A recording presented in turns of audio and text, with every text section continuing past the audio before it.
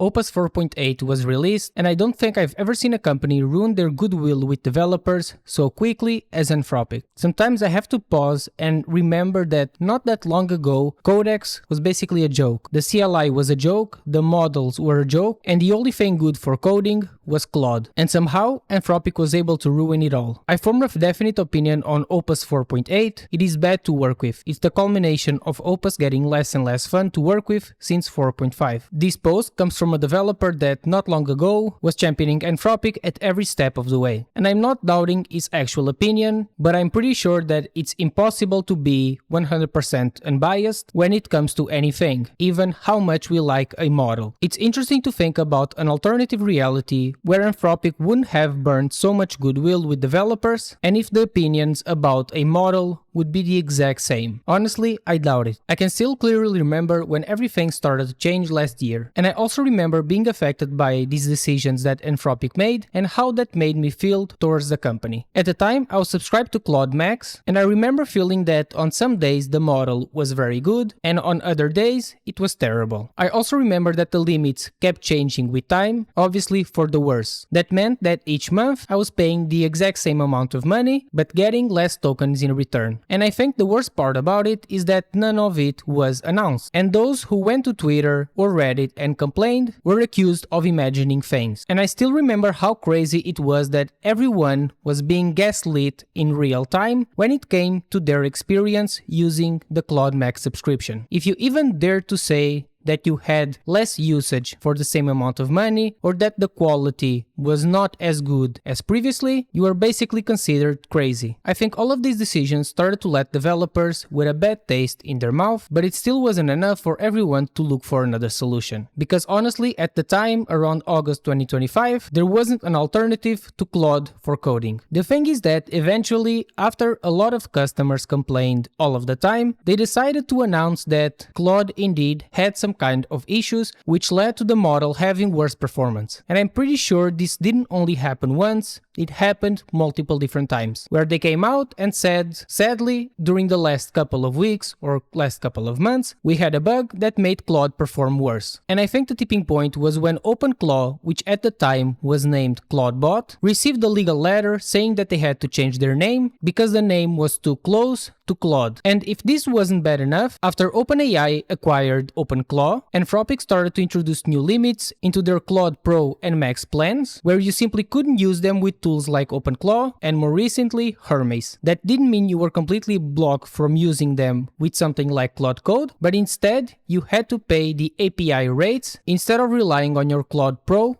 or Max subscription. Now keep in mind that this makes absolutely no difference when it comes to the amount of tokens that you were given. It's not like Anthropic gave you a certain amount of tokens and you found a workaround to use even more tokens than allowed with OpenClaw or Hermes. Instead, the subscription that you were paying for could only be used in a certain way that they allowed you to. And the crazy thing is that they were the only company doing this. To this day, if you subscribe to plans like ChatGPT, GitLab, or GitHub, you can use the tokens that you're given with any tools that you want. But they were so afraid that developers might go to other tools other than Claude Code that they decided to close their ecosystem and say that if you want to be able to use those third-party tools like OpenCode, OpenClaw, or Hermes, you had to pay the API rates, which obviously doesn't make any kind of sense because most developers, when they pay for a Claude subscription or a ChatGPT subscription, they're going to use the tool that comes with it. I mean, even developers are not going to go through the burden of installing a different tool, seeing how it integrates with their subscription. They mostly just want something that works and is able to get the job done. Recently, I've seen a post by an OpenAI team member that said that only 5 to 10% of Codex users use tools like Pi or OpenCode, meaning the vast majority, 90% of users, use Codex instead of a third-party tool. And there's a bunch of other stuff that they did which ended up pissing off developers, including removing Claude Code access from the Pro plan, not clarifying for a long time what was allowed and not allowed under the Claude subscription, and a bunch of other stuff. And maybe they would be able to get away with it if we had no other alternatives, but with models like GPT 5.5, DeepSeek V4, and Kimi K, they're not able to get away with this behavior and not lose the trust of developers.